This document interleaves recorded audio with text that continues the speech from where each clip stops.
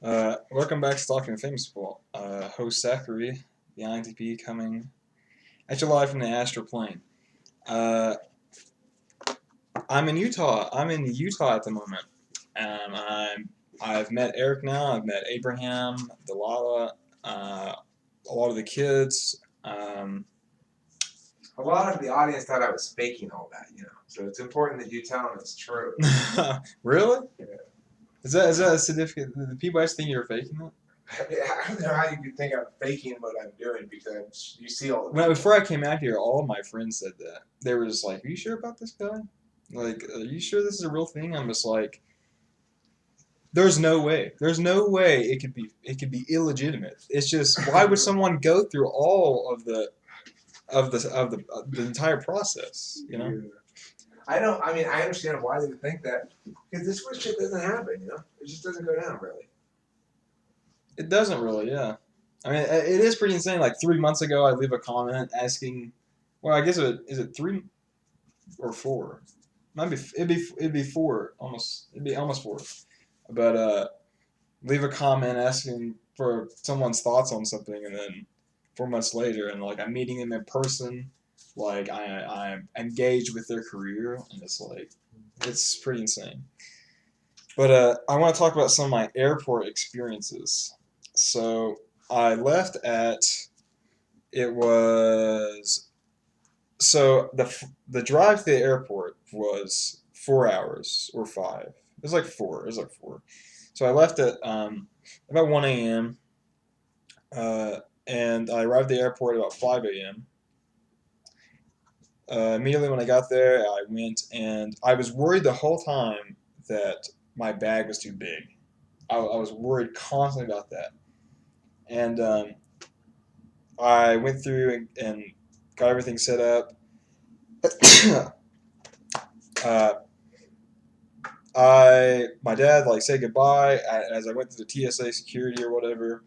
Um, he was like worried about where I'm gonna come out of the terminal when he comes and picks me up, and I assured him like we'll figure it out when the time comes. Went to TSA security. I didn't really know like it's the first time I did that, and so I like asked the guy behind me. I was like, "Do I take off my belt too? Like, what do I take off?" And he was like, "Yeah, I don't know. Just take off everything." Uh, but anyways, I got through security and went and waited at my gate. On my boarding pass, it said I was supposed to go out of A10. So I went to A10, and there was a Japanese family in front of me.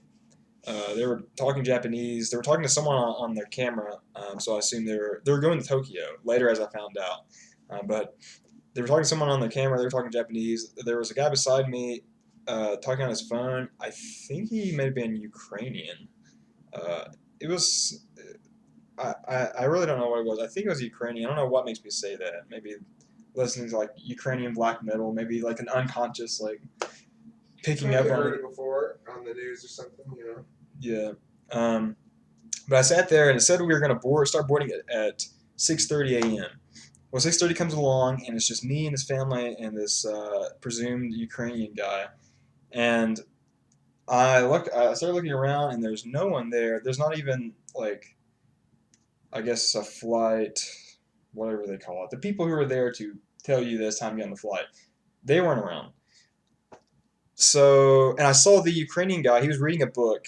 He looked up and he like looks around the room and is like furrowed his brow, like confused. And he gets up slowly and just like walks off. Um, so that kind of like that confused me as well. Uh, I'm not at the right terminal. so I asked the Japanese family um, because they started after they got off the phone. They were actually English. They had like American accents, and it surprised me. And so I asked them. I was like, "Hey, is this the right place we're supposed to be? Like, are you guys going to Minneapolis?" And they were like, "Oh yeah, this is where the flight go. Yes, we're in this right place." And then her kids were just like, "Yeah, this is Minneapolis. Yeah." The kids were all they were like second generation. You could tell the parents were like first gen, but. So they reassured me everything was okay. So I'm just chilling out there, and suddenly, like, it gets like 7:20, and I'm like really worried now, like something is wrong. So I get up and I look over at the screen, and it says A4 instead of A10, and I was like, no. And I brought it up to the Japanese woman, and she walked over to the screen, and it changed off to like other stuff. She was like, no, no, see, that's another thing. That's not, no, it's not our flight. And I was like, well, it's 7:10, and I was like, I'm gonna go run down and check right now. So I ran down to A4, and there was a guy there, and there was no one sitting there, and I asked him, I was like, "Is this the flight to Minneapolis?" And he was like, "Yeah, it just boarded." And I was like, "No!" So I was like, "Is there any way they can let us on?" It's me and a group of people. It's a Japanese family, and he got on like the walkie-talkie or whatever, and they had already like lifted up the stairs, and they weren't letting anyone back or whatever, or not the stairs, but I don't know. They weren't gonna open up the doors again, basically. Um, so they luckily the next one was at 9 a.m. To Minneapolis, so I had to sit for 2 hours.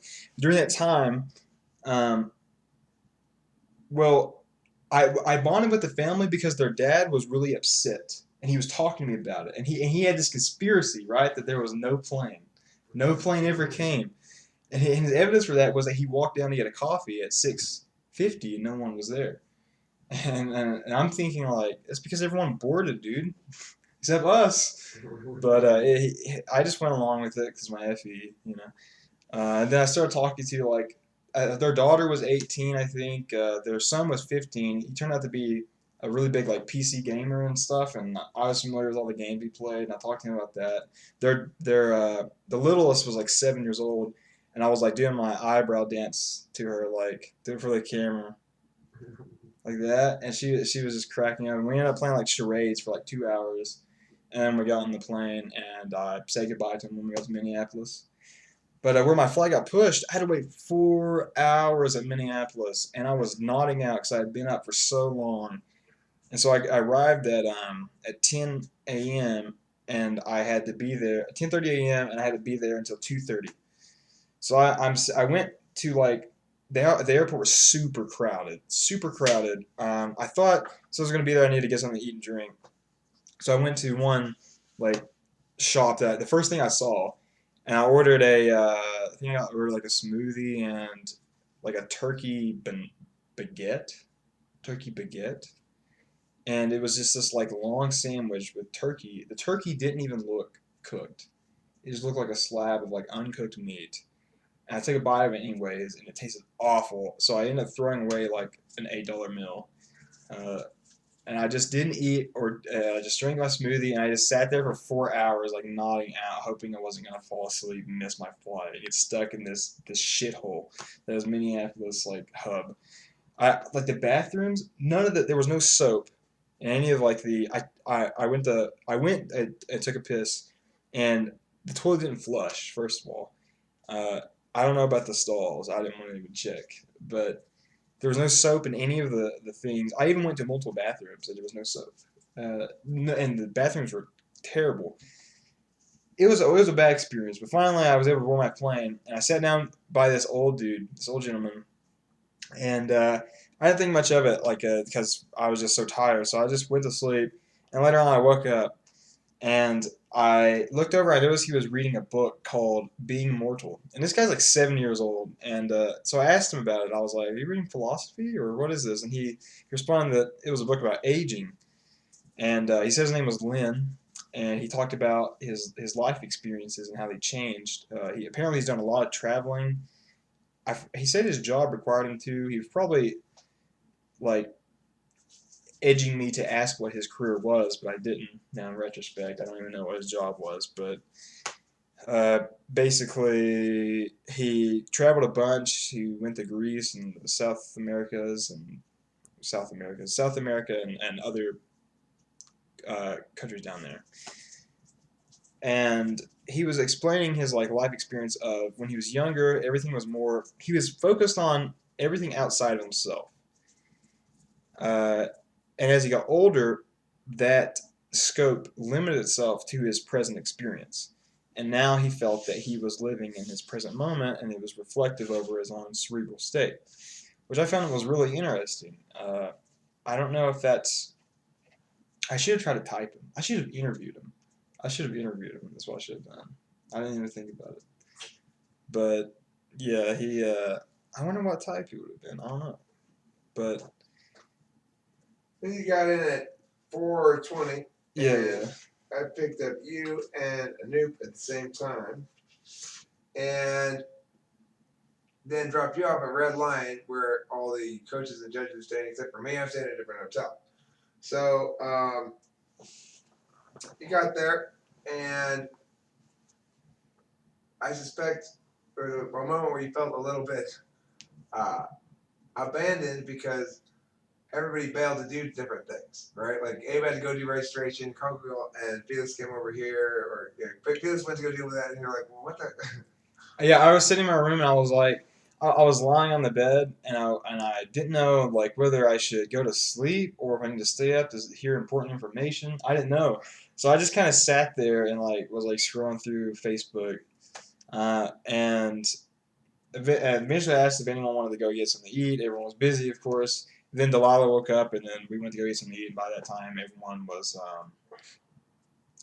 was like done with their duties, I suppose. But so far, it's the second day in. Uh, I just finished judging 2 rounds of. No. I judged 1 round. It was a flight round, so there were two. There Two were, debates. yeah, two debates. And that was interesting. I watched Brandon Edmond run the AF case that we worked together on, and it didn't end up going well. Yeah, they lost with it, but you got to remember that. What you just in that round, you're probably seeing one of the better teams in the tournament. You know. That team was badass. Like Edmund and Brandon were good, but that team, I wouldn't be surprised if they go like pretty far. They were badass. Like Right. they knew what they were doing. Well, and that's fine. The thing about teams like that is, if we can get into out rounds, we can try to throw something new and squirrely at them and surprise them, and you can win with that and pee out. You want to stop this one? Oh yeah, I should probably wrap this up. It's been going on for I don't know how long it's been going on for, but basically everything's going pretty well. The only bad experience really so far has been the Minneapolis waiting. That was awful. Oh. But I put my head to get my head in the shot there. Put it like that. All right, yeah, go ahead, stop that one. thanks for watching Talking to Famous People. Cheers.